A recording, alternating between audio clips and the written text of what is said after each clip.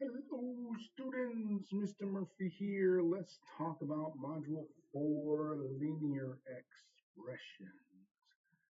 Remember, linear has the word line in it, so these are straight lines when we graph them.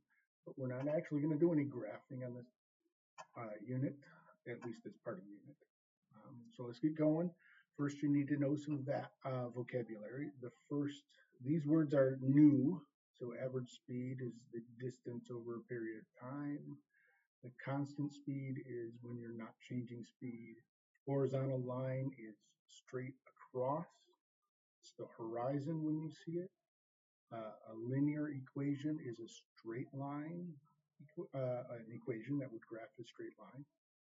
The point slope equation of a line is y minus y sub 1 equals m times the quantity x minus x sub 1, where m is the slope. Okay. You're not going to know what it is until we see it. Don't worry about it. Slope of a line in a Cartesian plane is a number given by the change in the y coordinates divided by the change in the x coordinates. So the slope, how steep a line is, you take your y coordinates and your x coordinates, and you're going to find the difference between them and then divide. You will see what that is later. It'll be a big thing. Slope-intercept equation of a line. So now we have y equals mx plus b. This is the one that will be most recognizable to you after you're done.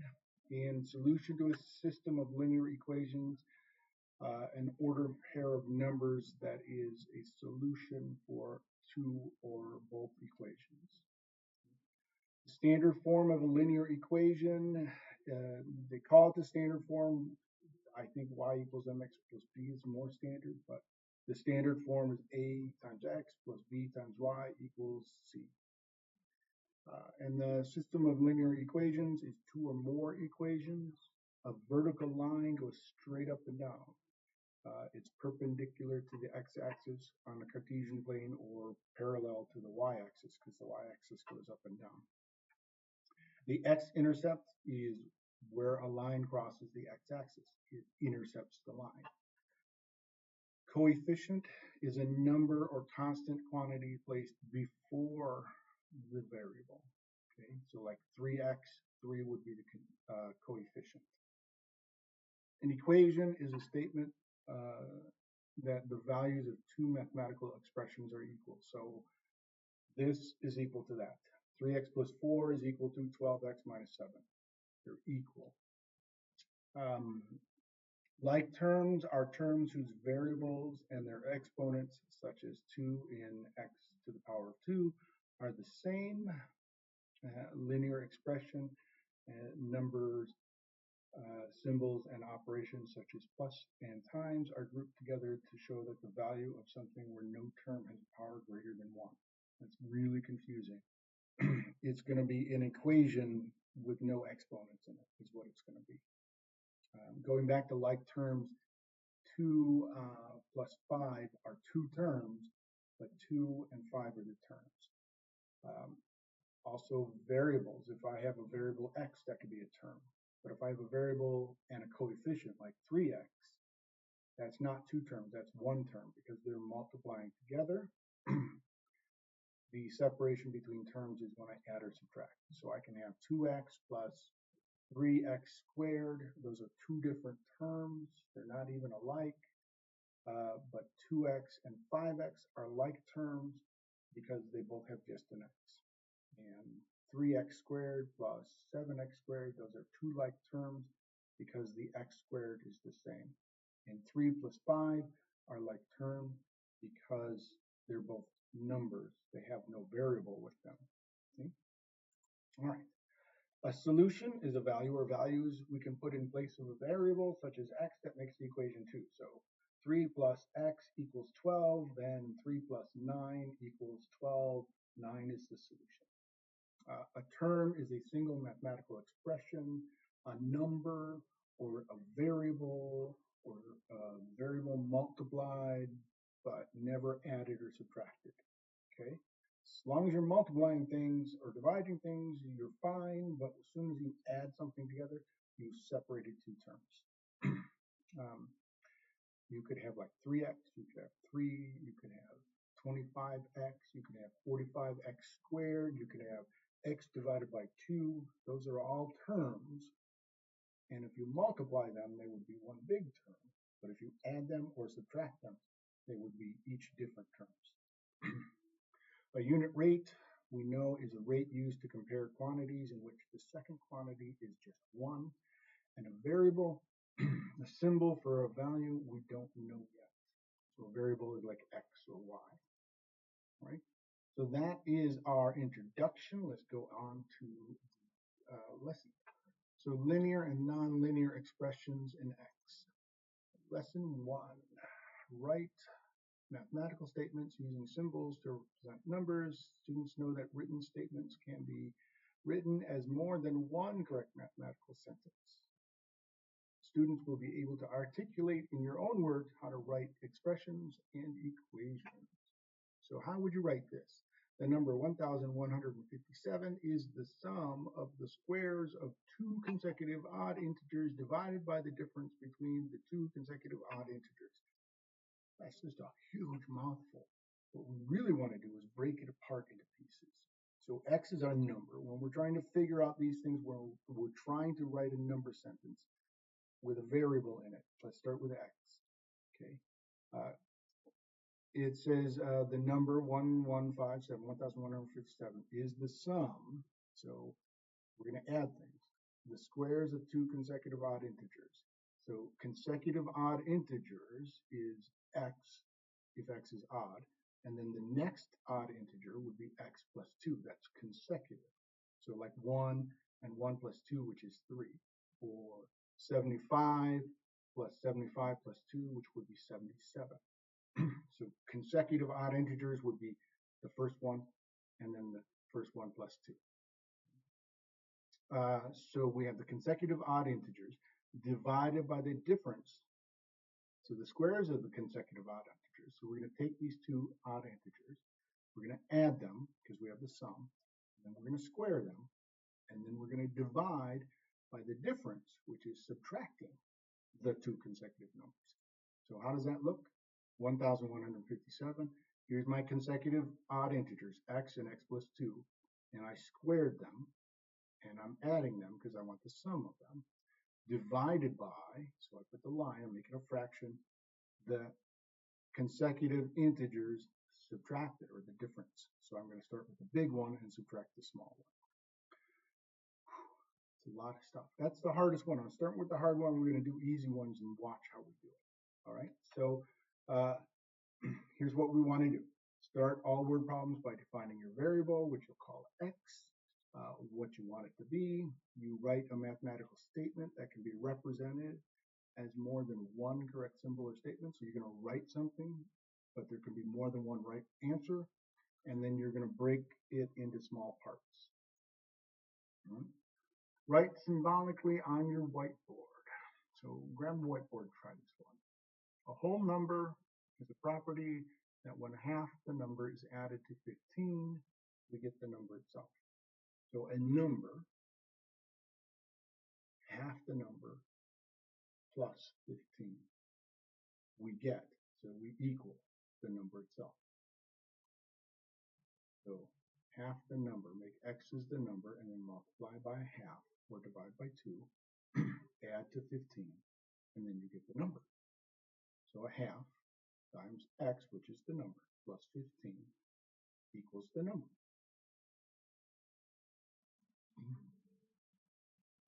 Let's try this one. A whole number has the property that when you square of half of the number is subtracted from 5 times the number, we get the number itself. So a whole number, so I take the number x. When I square half the number, so how do I get half the number? 1/2 times x, or x divided by 2. And then I'm going to square that. Then I'm going to subtract that from 5. And then that is the number. So square of half the number, x divided by 2 squared, subtract from 5, we get the number.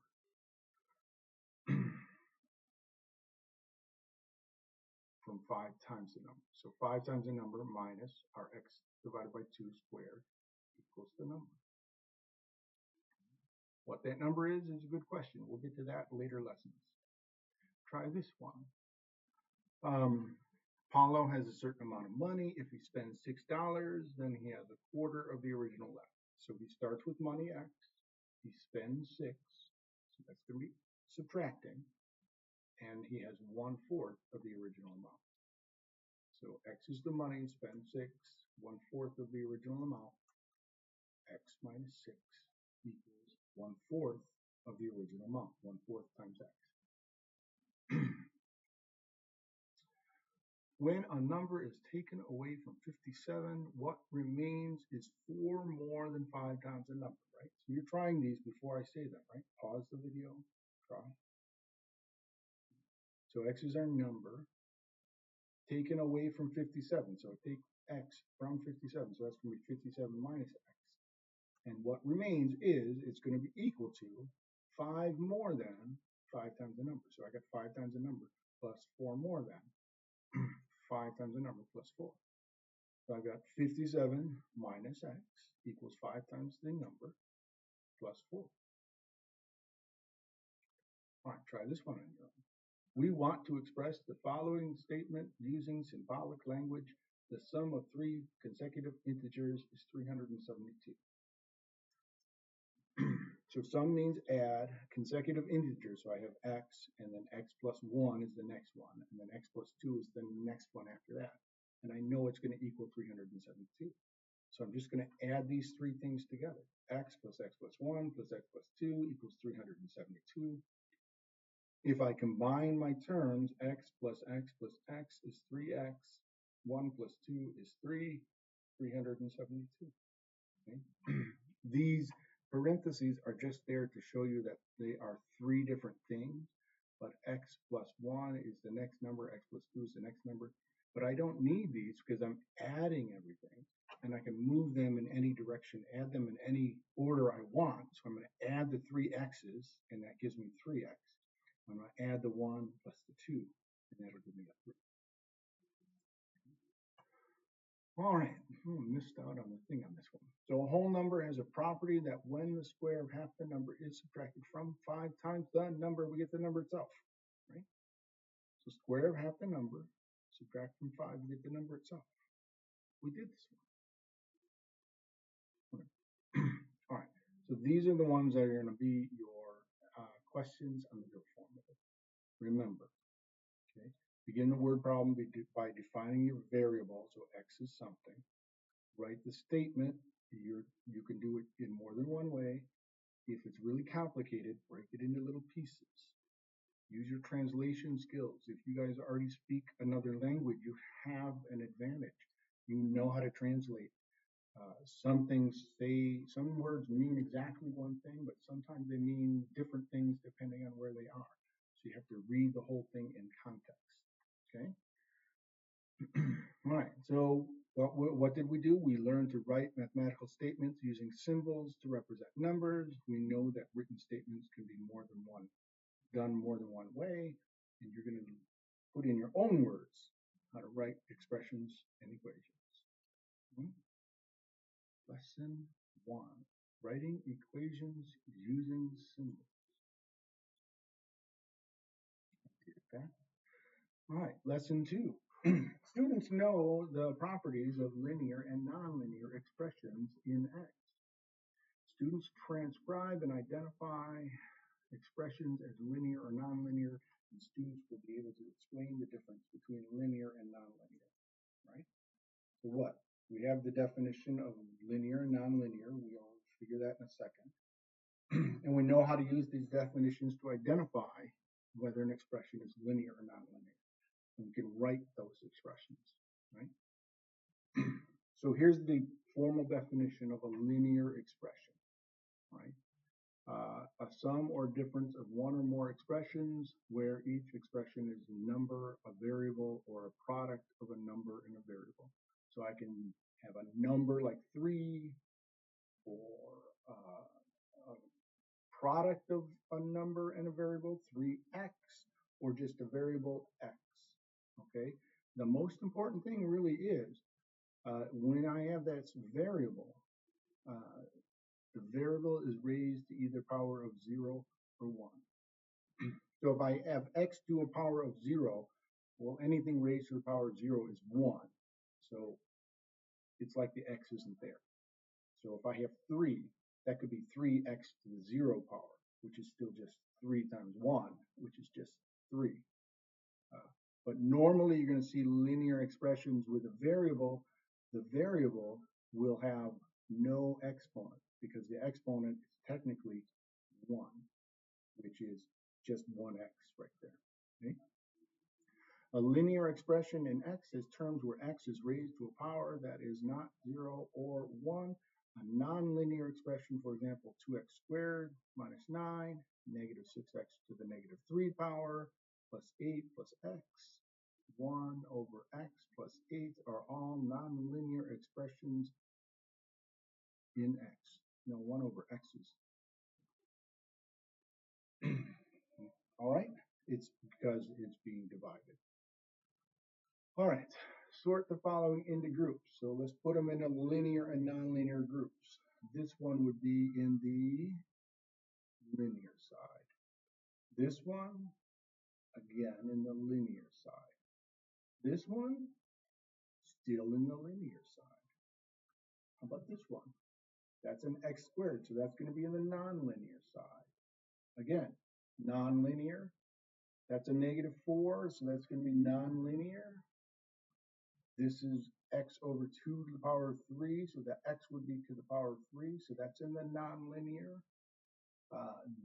The x's are all 1, so it's in the linear side, and 5x plus 3 is all in the linear side.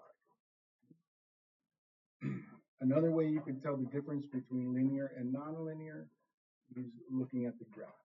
We're going to get into graphs later, but linear will be a straight line, and nonlinear will be a curved line. All right, so let's take a look at these expressions. 4 plus 3x to the 5th.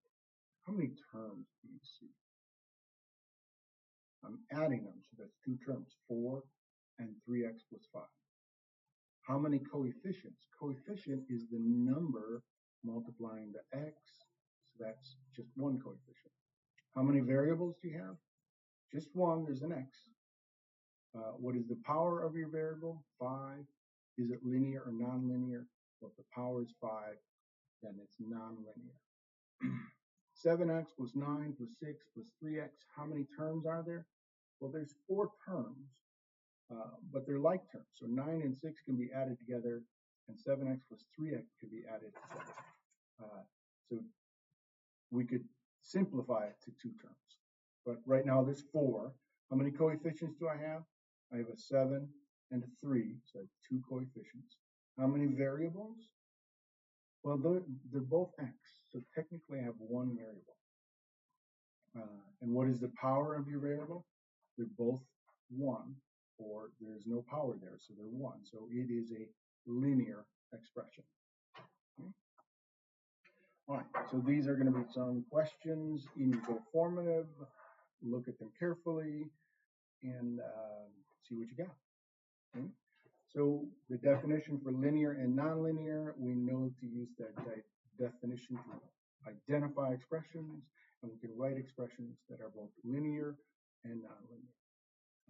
Remember, in a linear expression, you have a bunch of different terms, but the variable will have an exponent of 1, or you won't see a variable, or you won't see an exponent, or you won't see a variable. If it's nonlinear, you'll have an exponent which is more than 1. Okay. All right.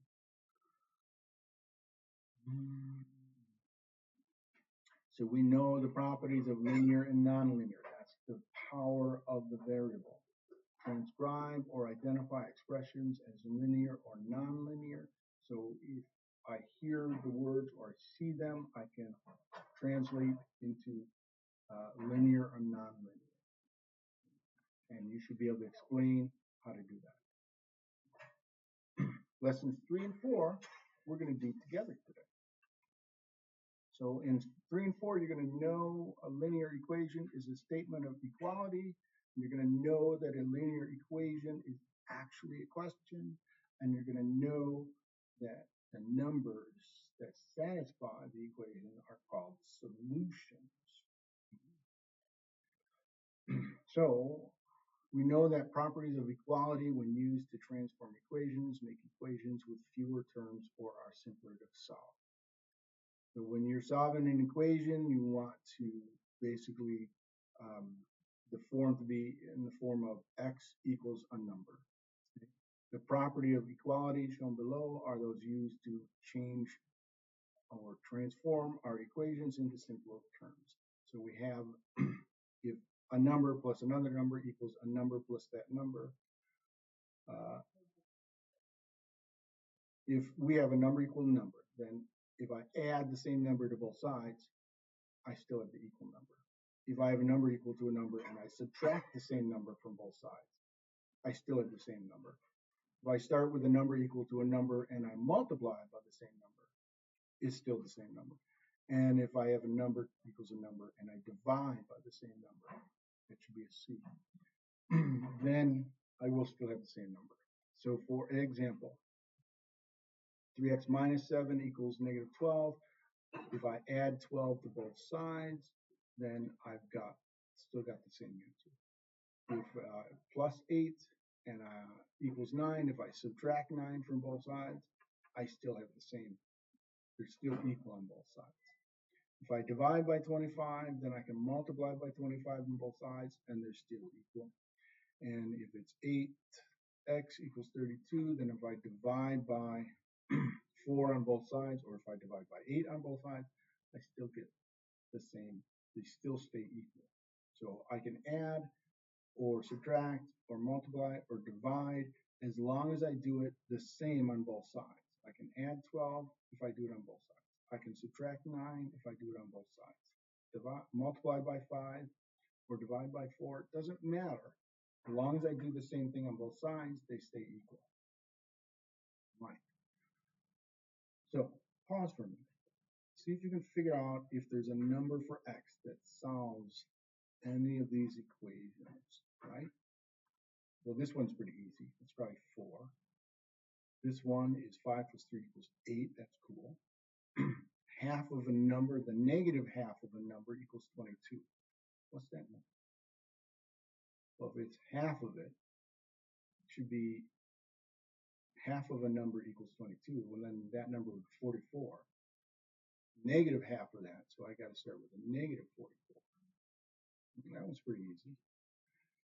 This one's pretty hard. Can you think of one? What this one? Or this one? Pause it and play around if you like. An equation is true only if both sides of the equal sign are true. 5 plus 3 equals 8. It's true because 8 equals 8. 11 plus x plus 11 equals 15 is true only when x equals 4. If x is 5, then we'd have 16 equals 15. That would not be true. So a half x, negative half x equals 22. It's only true when x equals negative 44.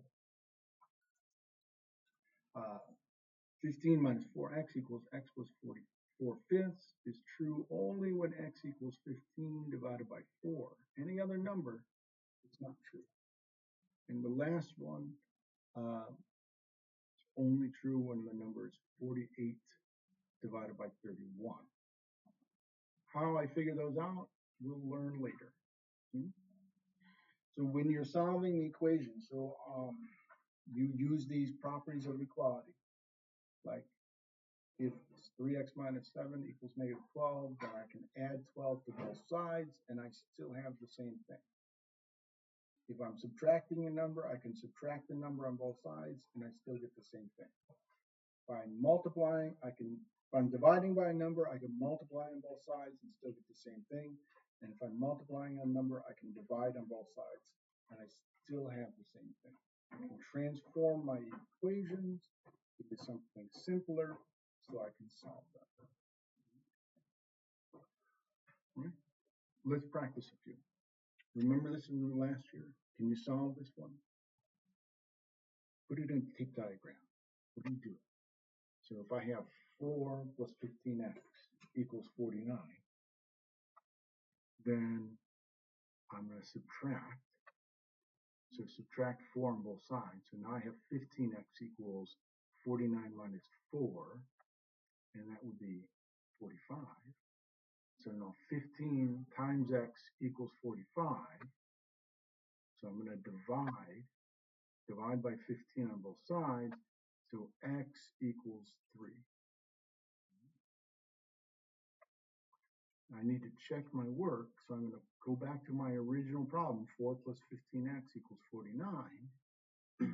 So I'm going to put 3 in for 15. So 15 times 3 is 45. 45 plus 4 is 49. So I get 49 equals 49. So 3 is the correct solution. That's one thing I love about algebra is you can check your answers and know if you're right or wrong. You don't have to wait for somebody to tell you. Try this one. Take a minute, pause the video, see if you can figure it out. I'm going to do the addition or subtraction problem, whatever I need. So I'm going to add 19. I'm also going to add 7x, right? Because I want my x from this side over here, and I want the numbers over here because I want to be x equals something. So I'm going to add 7x's over here. They're going to become 0. And I'm going to add 19 over here. So these are going to become 0. So 8x plus 7x is x. And then negative 4 plus 19 is positive 15. And then I just got to get rid of those zeros. I've got x equals 15. And I can check it by saying 8 times 15 minus 19 equals negative 4 minus 7 times 15. Multiply those out. I had 120 minus 19 equals negative 4 plus 105, which is 101 equals 101. Can you do this one? My first step is going to be my distributive property. So I'm going to distribute the 3 to both terms inside the parentheses. 3x plus 27 equals 4x minus 5 plus 7x. Okay. Now I'm going to move all my x's on one side and all my numbers on the other side. You could do it in different steps, but this is the step I'm going to do. And you don't even have to do it at the same time. When I started this, I did it one at a time, but I don't have enough space to do it one at a time. So I'm going to use the subtraction and the addition property to move stuff left and right. So I'm going to take my x, subtract it here, and I'm going to subtract it on the same side. So minus 3x on this side of the equal sign, minus 3x on this side of the equal sign. I'm going to get rid of this 5. Negative 5 plus 5 is 0, so I'm going to add 5 on both sides. So that 3x is gone. 27 plus 5 is 32. 4x minus 3x is just x. Negative 5 plus 5 is gone, plus 7x. So now I've got an x plus 7x over here equals 32. X plus 7x is 8x. Still got 32. 8 times a number equals 32. Well, I'm going to divide by 8 on both sides and figure out that 32 divided by 8 is 4. Okay. So I'm going to check my solution, put 4 in for all those x's. 4 plus 9 is 13. 13 times 3 is 39. 4 times 4 is 16. 7 times 4 is 28. 16 and negative 5 is 11. 11 plus 28 is 39. Got the right answer. All right, so these will be your questions and your go formative. Have fun. Remember our properties of equality. I'm going to add the same thing on both sides, or subtract the same thing on both sides, or multiply the same thing on both sides, or divide the same thing on both sides of the equation. It simplifies my equation. So we know a linear equation is a statement of equality. This side is equal to that side. In a linear equation, it is actually a question. Can you find what is x equal to? Okay. Students know that the number x that satisfy an equation is the solution. Right? All right, writing and solving equations, lesson 5. So let's apply our knowledge of geometry to writing, solving linear equations. So we're going back to geometry, which we missed some of last year, so it may be new. We're going to know that an algebraic method for solving equations is more efficient than guessing and checking. We're going to write and solve equations related to angles, triangles, and geometry, and know that drawing a diagram, that tape diagram, makes it easier to understand a problem. All right, let's start with this equation. One angle is 5 times less than 3 times the measure of another angle. Together, the angle measures have a sum of 143. What is the measure of each angle? Go back to what we did the other day and take this apart. All right. One angle is 5 degrees less than 3 times the measure of another angle. So I'm going to take the first angle as x, and the other angle is 5 less than 3 times x. I'm going to do 3 times x, and take away 5 of that. Together, they have a sum of 143. So I'm going to add those together, and that will be 143. So let's write that equation, right? So I have an angle, and the other one is 3x minus 5, so 3 times the number minus 5. If I add them together, it is going to equal 143. All right, so let's solve the equation. So x plus 3x minus 5 equals 143. So I'm going to add my x's, x plus 3. So I have x here and 3 x's here. All together, I have 4 x's minus 5 equals 143. I'm going to add a 5 to both sides. That way, this 5 will be gone. So because I'm adding 5 to both sides, they're still equal. So I have 4x equals 148. This is 4 times x. So if I divide by 4 on both sides, 4 x's divided by 4.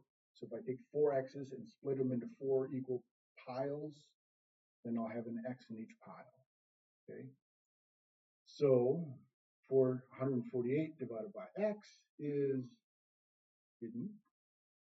It is 37.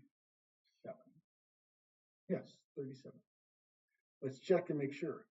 So go back to the original equation. 37 plus 3 times 37 minus 5. 3 times 37 is 111. 111 minus 5 is 106. 37 plus 106 is 143. So 37 is the correct answer. And the other one is going to be 106, right? Because 111 minus 5 is 106. Yes. Angle 1 is 37. Angle 2 is 106. All right, let's try the next one, right? Write and solve an equation. Given a right triangle, find the degree measure of the angle if one angle is 10 degrees more than 4 times the degree measure and the other angle. And the third angle is the right angle. So, all right. There are things you need to know. In every triangle, the angles add up to 180. One of the angles is 90. So 180 minus 90 is 90. So those other two angles have to add up to be 90. I'm going to call one of those x. And go back here and say one angle is 10 degrees more than 4 times. So it's 4 times plus another 10 equals 90. Okay. I could have written this a different way. I could have said a triangle is 180. So 4x plus 10 is one angle, plus x is the other angle, and then the third angle is 90. So it could be 4x plus 10 plus x plus 90 equals 180. So there's more than one way of solving this equation, more than one way of writing this equation. I'm going to do just this one. I'm going to combine my x's, and then I'm going to subtract 10 on both sides because I want to get rid of this 10. So I have 5x's equals 80. And then I'm going to divide by 5, because 5 times x, split it into 5 equal places. Each one has 1 x in it. So my x equals 80 divided by 5, which is 16. Check. 4 times 16 plus 10 equals 16, plus 16 equals 90. So that's correct. And my three angles are going to be, I didn't put it in there. So the one is 16, the other is 4 times 16 plus 10. So 4 times 16 is 64 plus 10 is 74. So that would be 74. So the three angles are going to be 74 plus 16 plus 90. Those are the three angles in our triangle. Remember, one of them was right. That's why we got the 90-degree angle. All right, so you try one. This would be in the go format. Another one, and another one, and another one, and another one, and another one. Okay? So what did we learn? Algebraic method for solving equations is more efficient than guessing and checking. Writing and solving equations that relate to angles, triangles, geometry in general. And we know that drawing a diagram can sometimes make it easier to understand a problem. We didn't see that too much, but if you worked on those optional problems, you would have seen that. Right. So we applied our knowledge of geometry to writing and solving linear equations. Lesson 6, writing and solving equations. So we're going to transform equations into simpler forms using the distributive properties. So we're going to change our equations and make them easier using distributive property. We're going to learn that not every equation has a solution. Okay? So how do you transform equations into simpler forms using the distributive property? You distribute the number, and we know that some things don't have an answer. So let's take this equation, right? What's the first thing I would do? Well, PEMDAS says get rid of the parentheses, but I can't add 4x plus 7 or 7x plus 3, but I can distribute the 3 and 4. So let's distribute those, 3 times 4x and then 3 times 7, 4 times 7x and then 4 times 3. So the 4x didn't change. 3 times 4x is 12x.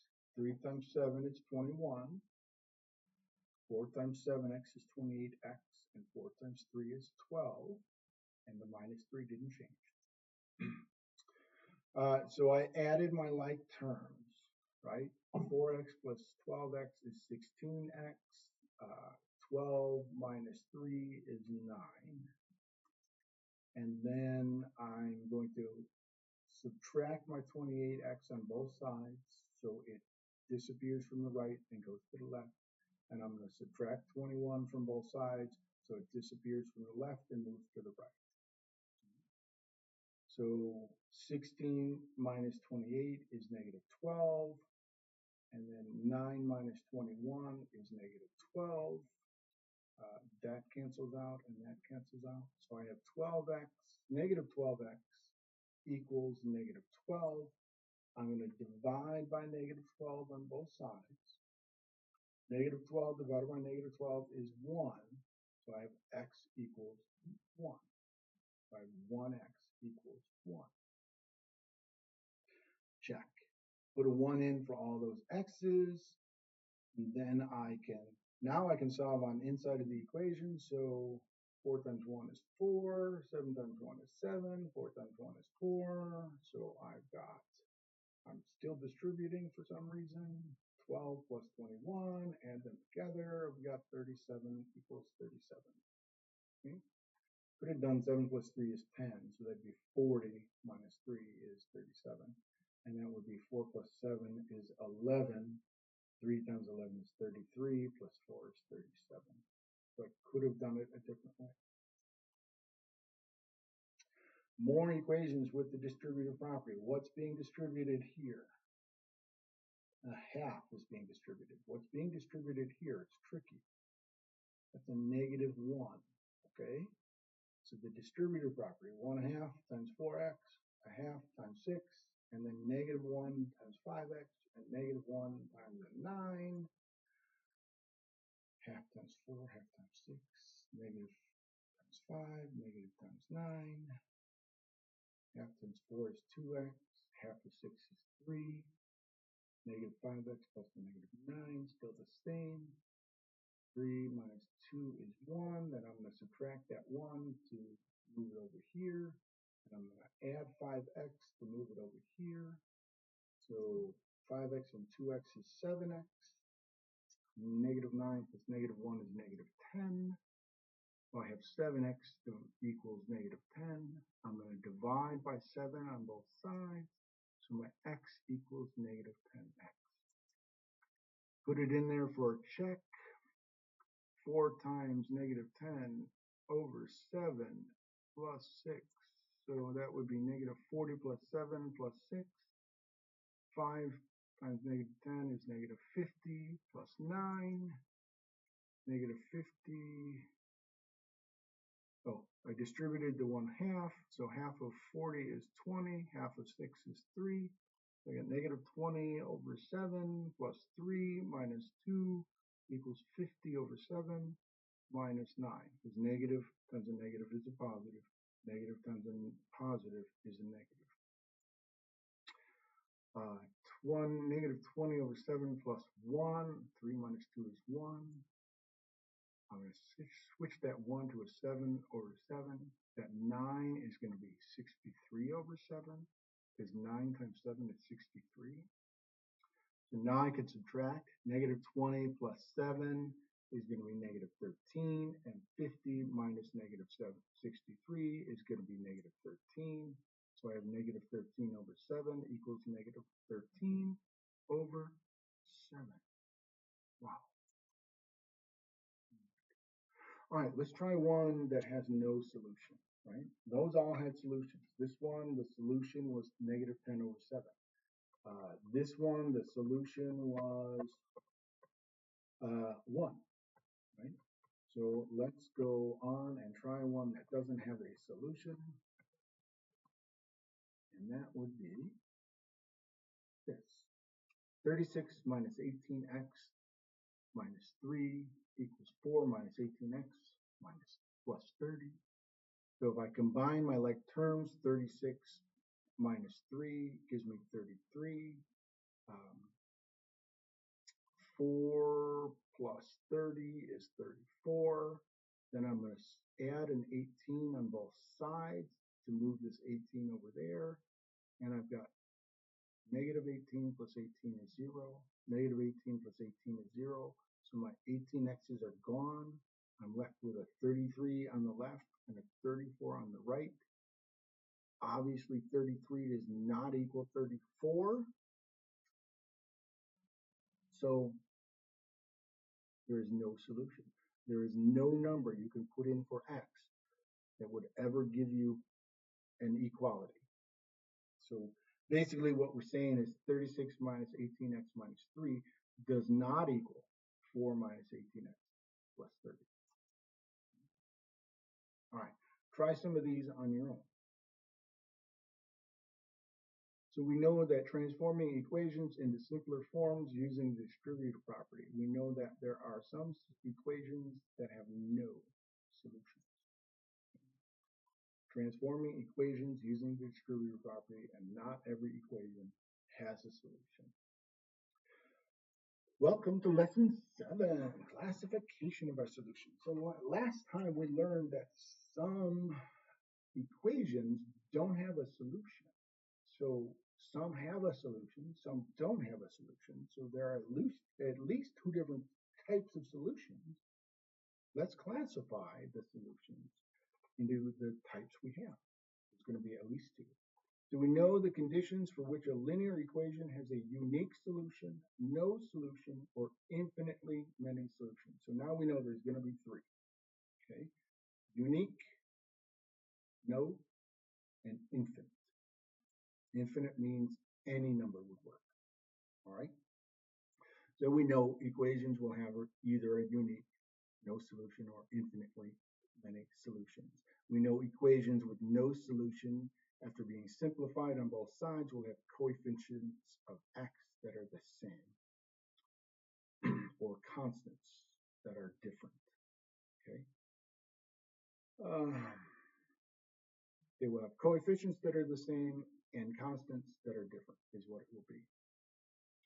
We know that equations with infinitely many solutions after being simplified will have coefficients of x and constants that are the same on both sides. Let's see what that means. All right, let's take a look at these. Let's solve each one, right? 7x minus 3, I'm going to subtract 5x on both sides and add a 3 on both sides, and I end up with 2x equals 8, divide by 2, x equals 4. 7x minus 3, 7x plus 3, so I'm going to add 3 on both sides, and I'm going to subtract 7x on both sides. So 7x minus 7x is 0, 3 plus 3 equals 6, and 0 does not equal 6. 7x minus 3 equals negative 3 plus 7x, so I'm going to subtract 7x on both sides, and I'm going to add a 3 on both sides, so 7x minus 7x is 0. Negative 3 plus a positive 3 is also 0. So this has one solution, this has no solutions, and this has infinite number of solutions. All right? Sorry. Remember, this one was 0 does not equal 6. All right. How are these equations the same? So let's solve these equations. 3x plus 4 equals 8x minus 9. I'm going to subtract 4 on both sides. I'm going to subtract an 8. Actually, I added 9 on both sides, and I subtracted 3x. 9 and 4 is 13. 8x minus 3x is 5x. So x equals 13 over 5. Negative 4x minus 5 equals 6 minus 11x. So I am adding 11x to both sides and adding a 5 to both sides. So 5 and 6 is 11. Negative 4 plus 11 is positive 7. 7x equals 11. 11 equals 7x. 11, x equals 11 sevenths. Then 9 plus a half x equals 5x minus 1. So I added 1 to both sides and I subtracted a half from both sides, a half x. So 9 and 1 is 10. 5 minus a half is 4 and a half x. 4 times 2 is 8 plus 1 is 9. So I'm dividing by 9 halves. So that would be 20 over 9 equals x. So how are these the same? They all have one solution. Notice when I simplify them, I have a coefficient times x equals a number. Okay? Or I could just have, if I just subtracted 3x on both sides, so basically they go on this way. You have the coefficient equals a number, or you have a coefficient plus a number equals the coefficient plus a number. So coefficient plus a number equals the coefficient plus a negative 9. It's still plus a number. So if they're in these forms, this form where I have an x and an x plus a number equals x times a number equals a number, coefficient, they all will end up having one solution. Okay? As long as the a times x is different than the c times x. Okay? If this was a 3x and this was a 3x, they would not have one solution. How are these the same? So if we solve this, if I add 5, look, so my 6x's are the same. So if I subtract 6x from both sides, I have 5 equals 8. Because 6x minus 6x is 0. 6x minus 6x equals 0. Same here. If I add 15 to both sides, they're going to cancel out. If I subtract 5/4 from both sides, they're going to cancel out. All of these have no solution. So if I have the exact same number of x's on both sides, and I'm adding two different numbers, adding or subtracting two different numbers, then I don't have any good solutions. And this last one, so let's solve these. Notice 10x minus 4, negative 4 plus 10x, right? If I subtract my 10x's on both sides, they're gone. I got a negative 4 equals a negative 4. Or if I add a 4 on both sides, I have a 10x equals a 10x. Or if I get rid of them both at the same time, I'd end up with a 0 equals 0. It's always going to be an infinite number of solutions. So if I have a number, a variable plus a number equals the same variable plus the number, I always end up with an infinite number of solutions. That means it doesn't matter what number I put in for x, I will always get the same answer. If I put 1,000 in for x, I get 1,000 times 10 minus 4 equals negative 4 plus 1,000 times 10, which is the same number. What type of solution does each equation have? So you're going to try these on your own, and I'll put the answers into your Go form. So all equations will either have a unique one solution, no solutions, or an infinite number of solutions. Equations with no solutions will be simplified on both sides. We'll have a coefficient of x that is the same, and then they'll be adding or subtracting a different constant or a different number. Infinite number of solutions will be when I simplify on both sides, I have exactly the same thing equal to. So I have like a 4x equals 4x, or I have a negative 5 equals a negative 5. Right? So you should know the conditions for which you have a unique solution, no solution, or infinite number of solutions. All right. All right, welcome to Lesson 8, Linear Equations in Disguise. So we're going to rewrite and solve equations that are not obviously linear. Obviously, linear equations were like 3x plus 4 equals 12. That's the x has one, a power of 1, so it's a linear expression. Right? So we know proportions have more than one term in the numerator and or denominator and can be solved the same way we normally solve a proportion. When multiplying a fraction with more than one term in the numerator or denominator by a number, we should put that expression with more than one term in parentheses so that we are less likely to forget to use the discrete root property. So when I'm dividing by 2x minus 5 and dividing by 5, I can multiply by 5. So if I multiply a 5, this 5 cancels out, and I have 5 times the x plus 4 over here. I'm also going to multiply the 2x minus 5 times a 3. So I'm going to put them together with parentheses to remember both things get multiplied by 3. I'm going to see that in just a second, right? So we remember proportions. X over 5 equals 6 over 12 is a proportion. If I have a proportion like a number over number equals a number over number, then I can what they call cross multiply, and I have should be a times d equals c times b. Okay, that's wrong. Gotta fix that, but I won't.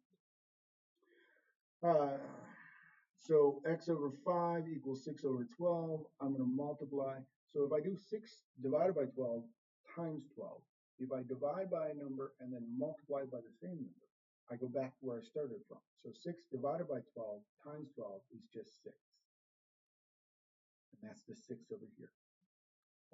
X divided by 5 times 5 is just x.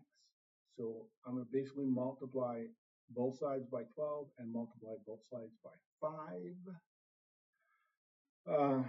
So 12 times x, and this side will cancel out, and then 5 times 6. So 12x equals 5 times 6, or 12x equals 30. So remember, if you remember from last year, our standard equation for proportion is kx equals b, where k is the constant.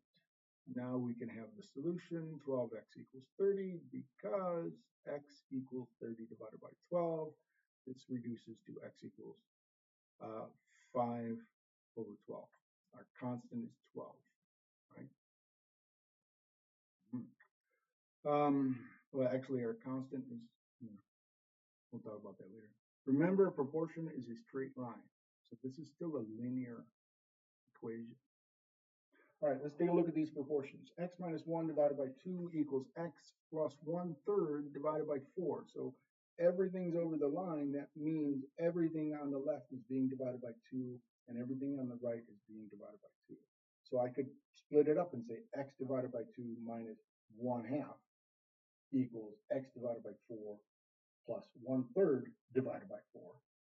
But that's just going to make things messy. If I multiply by 2 on this side, the 2 cancels out. If I multiply by 4 on this side, the 4 cancels out. But I have to do the same thing on each side of the equal sign. So I'm going to multiply both sides by 4. I'm going to multiply both sides by 2. The 4 over here is going to cancel out. And the 2 over here is going to cancel out. And we're going to end up with 2 times x minus 1. No, we're going to end up with 4 times x minus 1. We're going to end up with 2 times x plus 1/3. Right? So I multiply by the denominators. This denominator canceled out because 2 divided by 2 is 1. It's gone. 4 divided by 4 is 1. It's gone.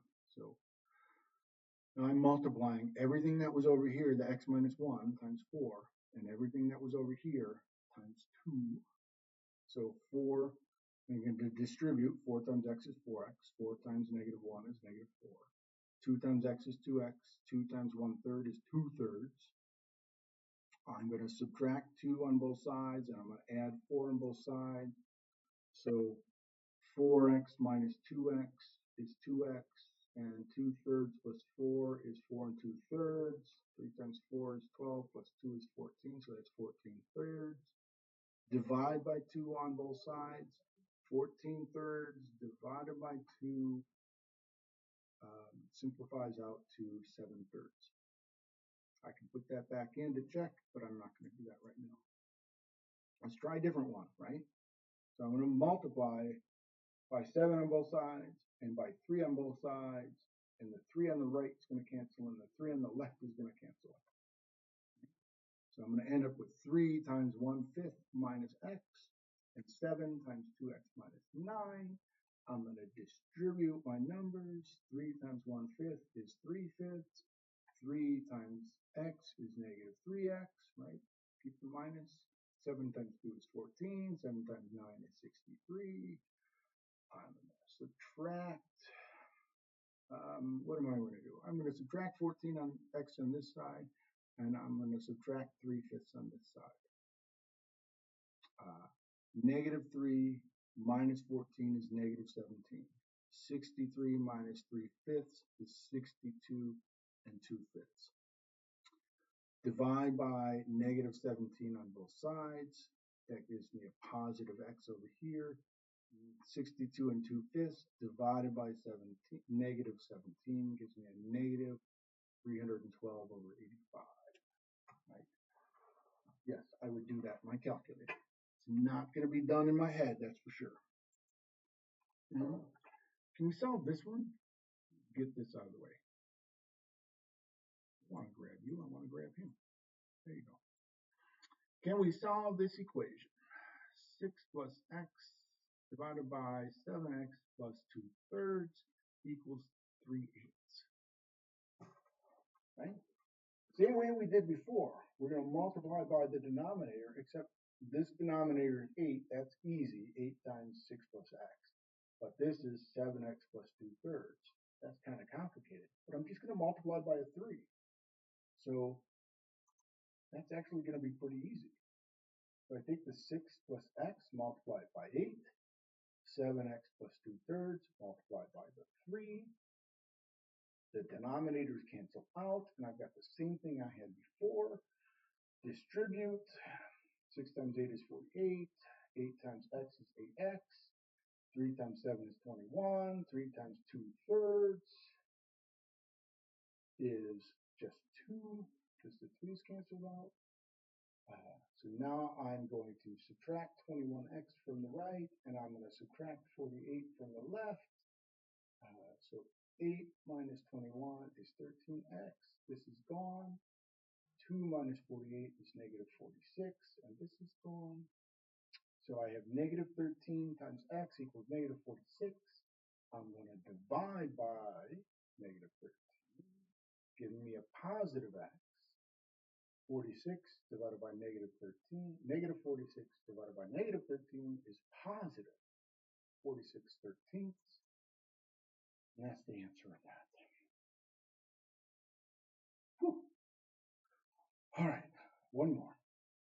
So we didn't quite get to this, but these are similar triangles. That means the ratio of each side to its corresponding triangle is the same. So the ratio of x minus 2 divided by 9/5 is the same as x plus 2 divided by 12, or vice versa. So x minus 2 divided by 9/5, right? X minus 2 divided by 9/5, and then x plus 2 divided by 12. So x plus 2 divided by 12. So I'm going to these ones and these ones. Okay. Do the same thing. Multiply by 9/5 on both sides, multiply by 12 on both sides. The 9/5 cancels out on the left, the 12 cancels out on the right. 12 times x minus 2 is 12x minus 24. 9.5 times x plus 2 is 9.5x plus 19. I'm going to add 24 on both sides. I'm going to subtract 9.5. And 12 minus 9.5 is 2.5.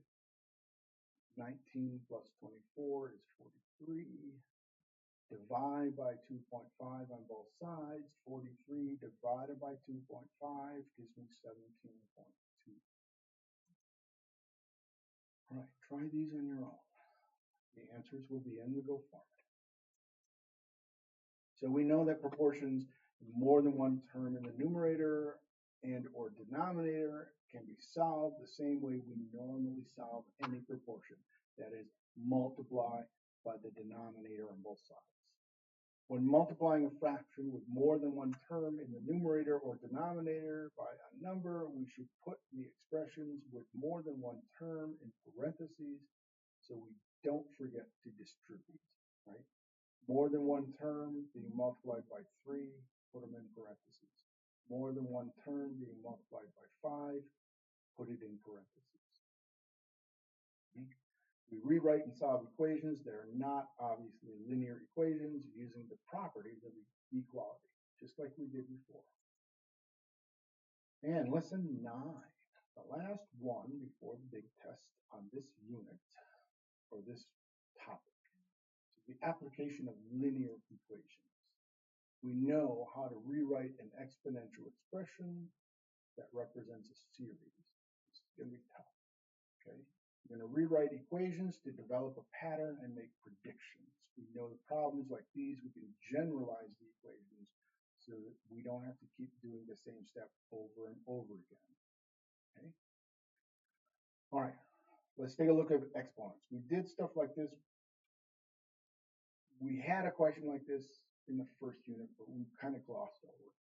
But so I have a photo, and I give it to 7 friends, and each of those friends gives it to 5 people, and each of those people gives it to 5 people, and each of those people gives it to 5 people, and on and on and on, right? So the first step is I give it to 7 people. The second step, each of those 7 people gives it to 5 people. So that's 7 times 5, right? Person 1 gave it 5 times, person 2 gave it 5 times, person 3 gave it 5 times. I'm adding up 5 7 times. That's multiplication. Then the number of friends that sent that photo is 5 more. So the 7 times 5 is going to be 5 more. So each of those 35 people is going to give it to 5 people, right? 7 times 5 is 35. So I gave it to 7. They gave it to 5 each. That's 35. So I gave it to 7 people. And then 35 more. So that's 7 plus 35. And then each of those people is going to be 5 times that. So, and then the next step, everybody's going to give it 5. Next step, everyone gets 5.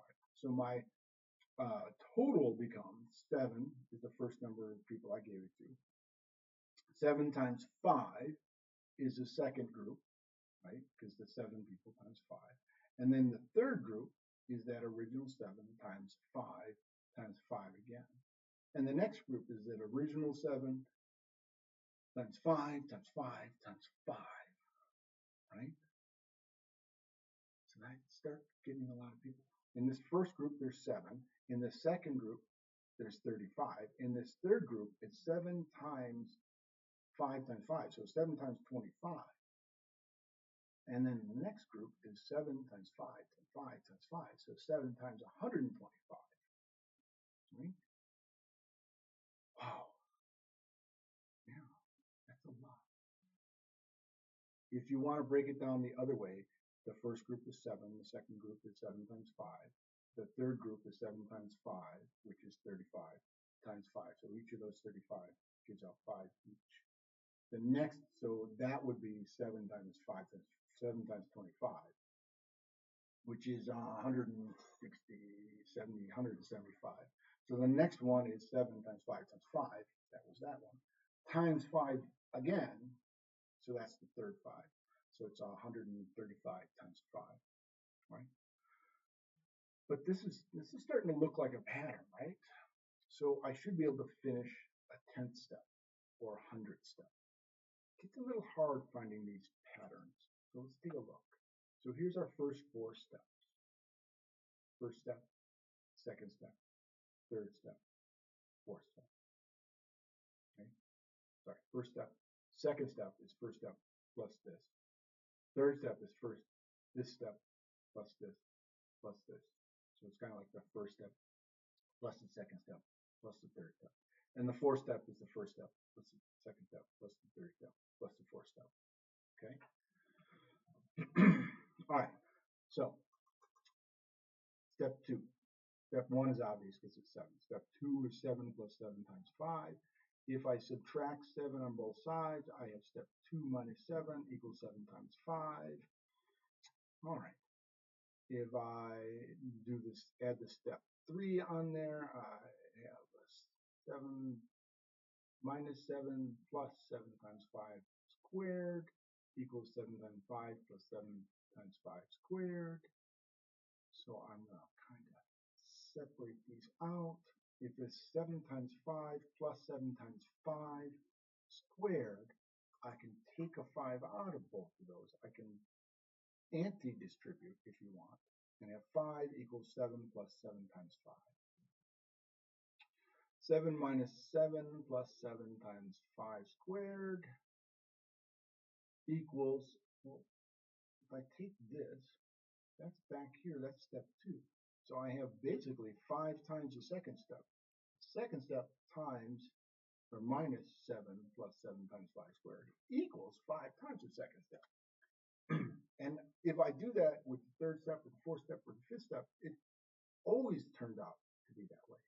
So the step 100 minus 7 plus 7 times 5 squared is going to be 5 times step 100. That seems a little weird, but let's solve. Call this S10. So the 10th step, we're going to solve for the 10th step. All right. So every step is similar. 7 to the 10th step minus 7 plus 7 times 5 to the 10th power equals 5 times step 10. So I subtract 5 step 10s from both sides. So 5 times s minus 10 to the right minus 5 times s to the 10 subset 10 equals 0. Over here on the left, I can do s step 10 minus 5 times s step 10 and forget about those 7s for a while. So that 5 minus, so the s 10th step minus 5 is negative 4 s to the 10th steps. And then 7 minus 7 times 5 to the 10th. Okay. which was the two steps separate. If I put that in my calculator, 7 minus 7 times 5 to the 10th power, I get 17,089,842. Okay. And it works for any term. So the 100th term, it's still going to be, notice how the S10 and 510 are the same. Those are our only variables. So if I want to do step 100, I just put 5 to the 100. So negative 4 times S step 100 equals 7 minus 7 times 5 100s. And I can put that in my calculator and get an answer. Okay. Sometimes they say 7 times 1 minus 5 to the 100. And this would be 1 minus 5 times S 100. All right. So we're going to see that. I don't know. I don't expect you to memorize that, but I just want you to see it. Moving on. Write and solve equations. So Marvin paid an entrance fee of $5 plus an additional $1, $1.25 per game at a local arcade. Altogether, he spent $26.25. Write and solve an equation to determine how many games Marvin played. So this is back to the original expression where we're translating words to math. So he has an entrance fee of $5 plus $1.25 per game at a local arcade and all together. So that's equals $26.25.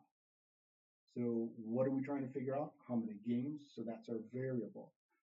So it's $1.25 per game. That's $1.25 times the game. That's a variable X plus $5. So $1.25 per game plus $5. Add that up, you get $26.25. We know how to solve this. Subtract 5 from both sides.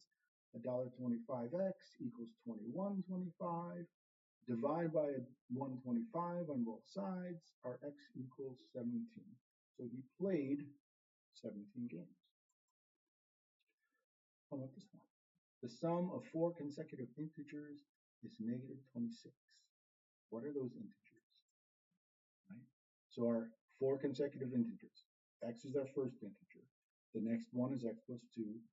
The next x plus 1, and then x plus 2, then x plus 3. So we have 4 integers, x plus 1, x plus 2, x plus 3. That's 4 integers. And they equal negative 26. I'm going to add these up. So I'm going to add I have 1, 2, 3, 4 x's. Then 1 plus 2 plus 3 is 6. 4x plus 6 equals negative 26. Subtract 6 on both sides. 4x equals negative 32. Divide by 4 on both sides. X equals negative 8. So the first integer is negative 8. The second one is going to be negative 8 plus 1. The third one is going to be negative 8 plus 2. And then negative 8 plus 3.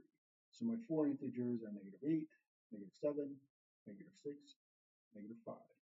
They're consecutive. They're right next to each other on the number line. What if I write and solve an equation? A book has X pages. How many pages are in the book if Maria reads 45 pages of the book on Monday and half the book on Tuesday, and then the last 72 pages on Wednesday, right? So we're going to add those up. That's going to give our total, right? X is our total. So she read 45 on Monday, half of the book on Tuesday, so half of X, and then 72 on Wednesday. So 45 plus half the book plus 72. 45 and 72 is 117. Subtract 117. Half X equals 117.